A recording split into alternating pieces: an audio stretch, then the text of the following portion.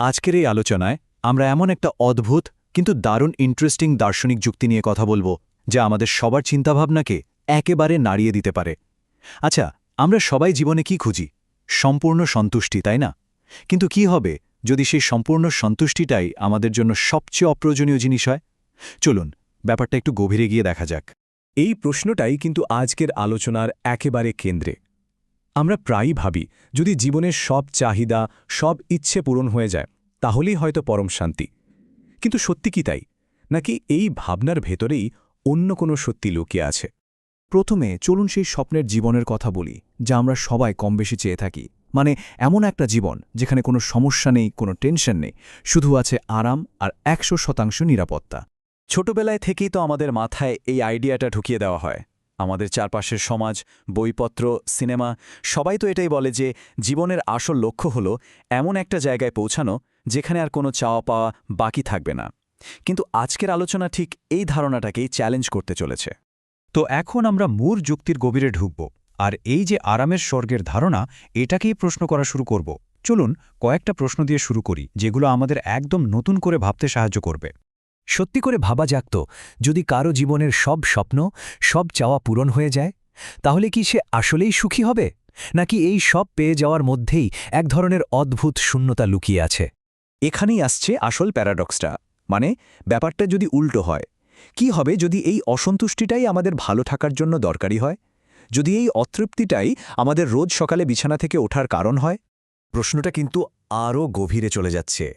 আমরা তো সারা জীবন ধরে সীমাবদ্ধতা, ভয় আর অস্থিরতা থেকে পালিয়ে বেড়াই। কিন্তু কি হবে যদি এই জিনিসগুলোই আমাদের মানুষ হিসেবে টিকিয়ে রাখার জন্য জরুরি হয়? যদি এগুলোই আমাদের দরকার হয়? আর এটাই হলো পুরো আলোচনার সারমর্ম। এই দার্শনিক যুক্তির মূল কথাটাই হল সংগ্রাম, বাধা আর নিরাপত্তাহীনতা এগুলোই জীবনকে তার আসল অর্থ দেয়।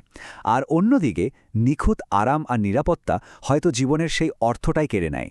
এই আইডিয়াটা আরও পরিষ্কারভাবে বুঝতে চলুন একটা দারুণ রূপকের সাহায্য নিই। এটাকে বলা হচ্ছে পরিতৃপ্ত সিংহের প্যারাডক্স। ভাবুন তো একটা সিংহের কথা। সে ভয়ঙ্কর ক্ষুধার্ত ছিল।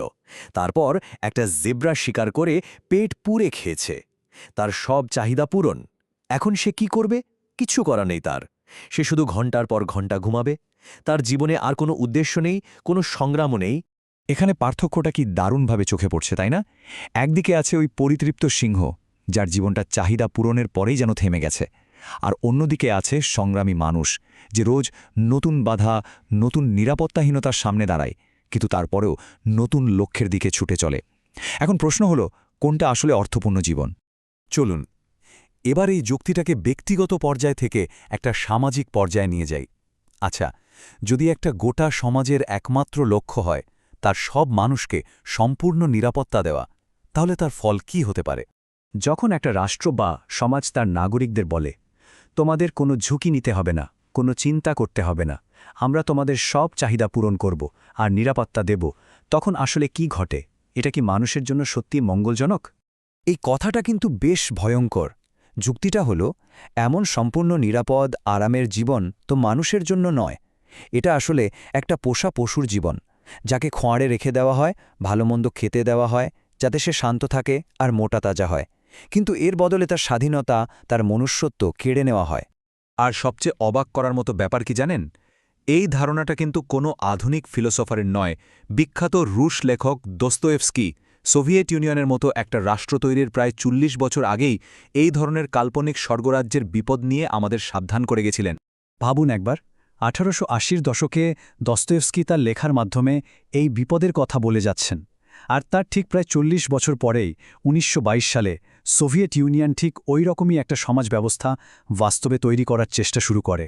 আর ইতিহাস তো সাক্ষী, সেই চেষ্টার ফল কি হয়েছিল।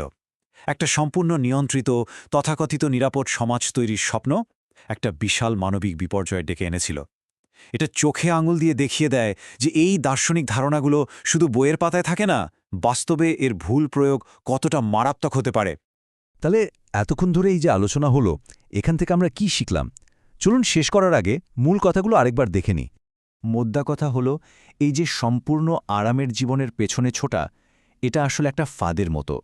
জীবনের আসল মানেটা লুকিয়ে আছে লড়াই করার মধ্যে, বাধার সম্মুখীন হওয়ার মধ্যে। আর আমাদের দুর্বলতা বা নিরাপত্তাহীনতা এগুলো কোনো খারাপ জিনিস নয়, এগুলোই আমাদের মানুষ হিসাবে পরিচয় দেয়। যে সমাজ শুধু নিরাপত্তার লোভ দেখায়, সে আসলে আমাদের মনুষ্যত্বটাই কেড়ে নিতে চায়। শেষ করার আগে এই প্রশ্নটা সবার জন্য রইল। একবার নিজের মনে ভেবে দেখুন তো, আপনার জীবনের কোন সংগ্রামটা, কোন চ্যালেঞ্জ বা কোন অতৃপ্তিটা আপনার জীবনকে সত্যিকারের অর্থ দিচ্ছে। হয়তো উত্তরটা পেলে অবাক হয়ে যাবেন।